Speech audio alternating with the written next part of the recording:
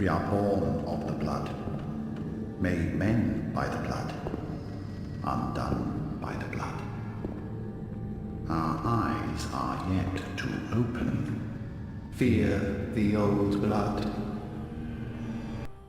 Humanity has always chased eldritch knowledge, clinging to it as the one true key to transcending its own fleeting limits. In most of our stories, enlightenment is framed as the ultimate reward.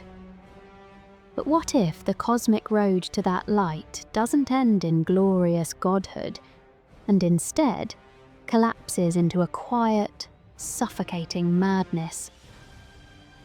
What if the truth is so vast, so violently alien to the human mind, that a single glimpse is enough to invite total, irreversible ruin? That is the law carved into the rotting cobblestones of Yharnam. Here, gaining insight, the taste of forbidden, inhuman knowledge, does not grant safety or strength. It strips away your defenses. It makes you permeable.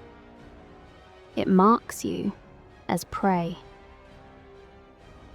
Bloodborne takes humanity's faith in the virtue of knowledge, the same faith that once burned so brightly in the scholars of Byrgenwerth, and turns it into a weapon. The cosmos itself uses their ambition as the sharpest blade, punishing everyone who dares to open their eyes to the lethal secrets of the Great Ones.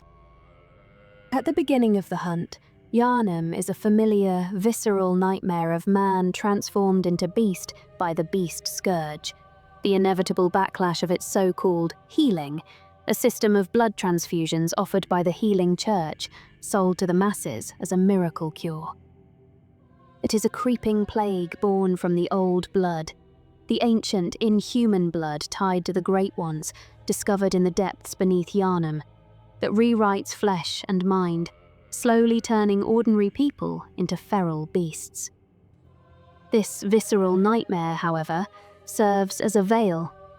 The true punishment begins subtly, with the false reward of awareness. The immediate danger is tangible: fangs, claws, and blood. This state of low insight is the only true shield for the hunter's mind. And then it happens. Your first true flicker of insight comes from witnessing a monstrous truth. The cleric beast is not a random monster, but faith remade by Yharnam's miracle of blood. In that instant, a fracture runs through the threshold of your sanity, and a sliver of cosmic truth floods in, allowing you to discern what lay hidden. The once motionless plain doll in the hunter's dream finally receives a spark of consciousness and stirs. And the little messengers, pale attendants of the dream, begin to trade relics of madness and whispered secrets from the Great Ones themselves. This awakening is cloaked as a gift, but it is, in truth, the most wicked of lures. The doll's life is the first piece of eldritch wisdom that will ultimately corrupt the mind. It marks the beginning of your contract with the nightmare. This is the first punishment. It forces you to crave greater knowledge, a siren's call pulling you deeper into the abyss of insanity and destruction. As the veil of insight thins, the world does not merely transform, it turns on you with a focused, predatory intent. The retribution for your burgeoning awareness is no metaphor. It feels like a deliberate assault on the architecture of your mind. The charade of familiarity is torn away. The horrors you thought you understood peel back their masks, revealing their true, sickening forms. The agents of the healing church, once just fanatics of blood and madness, now stand exposed as grotesque conduits for an alien, malignant cosmos. The deeper your understanding grows, the more the world itself seems to weaponize its primordial monstrosity against you.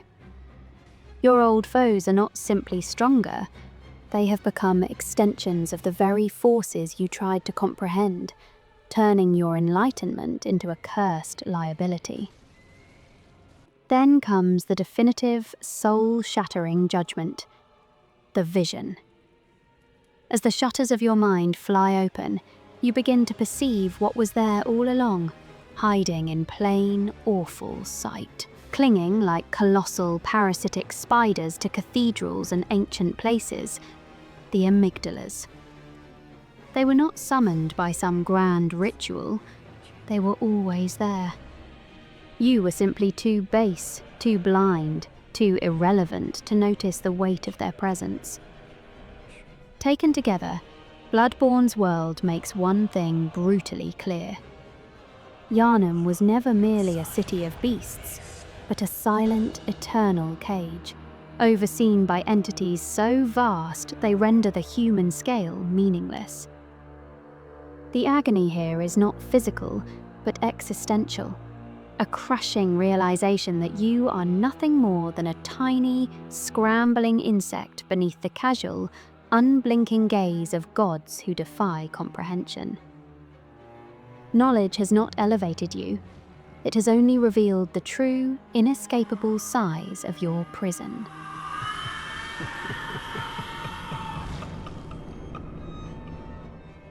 Finally, and most cruelly, the price for seeing the true shape of the cage is taken from your mind itself. Certain truths, and the beings that embody them, gain the power to unmake you simply by being perceived. What once felt like clarity now curdles into a terminal flaw. Enlightenment becomes a wound that never closes, bleeding a slow, relentless terror. A mind swollen with forbidden, incandescent understanding will eventually fracture under the weight of what it's been forced to contain. This is Bloodborne's final verdict. Knowledge does not save you. It grinds you into dust.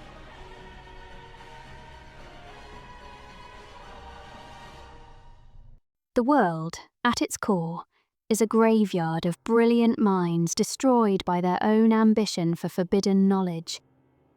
Look at Byrgenwerth, the hollowed-out cradle of learning. It was here that Master Willem and his scholars sought to elevate humanity by lining their brains with eyes, their chosen path to insight. They believed that knowledge, not blood, was the path to ascension. And the result of their grand experiment? Madness, mutation, and ruin. The scholars were transformed into grotesque abominations, their bodies and minds shattered by the very truths they pursued. Master Willem, the progenitor, sits mute and unmoving, having gained the knowledge he desired, but lost everything else. His adage, "Fear the old blood," was a definitive warning that tampering with cosmic truth through blood leads only to perdition. Consider Micolash, host of the nightmare. He too sought insight, begging the Great Ones, "Grant us eyes." He succeeded, in a way. His consciousness was granted a home in a nightmarish dreamscape, but at the cost of his sanity. He is a raving lunatic, a man whose mind has been so thoroughly scoured by cosmic knowledge that all that remains is a babbling, echoing remnant. His fate is a direct and inescapable warning. This is where the path of insight ends. Not in godhood, but in an eternal, maddening prison of the mind. This leads us to the pinnacle of suffering, the final, most sadistic reward that Bloodborne bestows. The narrative seduces you with the promise of transcendence, the pursuit of forbidden lore. It all converges upon an inevitable ascension. And what is achieved is simultaneously the ultimate triumph and the ultimate curse. In your fevered quest to surpass the human condition, the metamorphosis is complete, and the retribution is the majesty of insignificance. You do not become a god, you become something beyond, something alien and primordial. The human form is shed like a spent chrysalis, and what remains is a larva, a helpless, larval great one, the newest, most pathetic offspring of the cosmos. Your humanity is utterly consumed, leaving you as a cosmic entity, infantile and writhing, yet finally possessed of the truth. You have ceased to be human in any intelligible sense, but in your new, abject form, you are, at last, a recipient of the cosmos.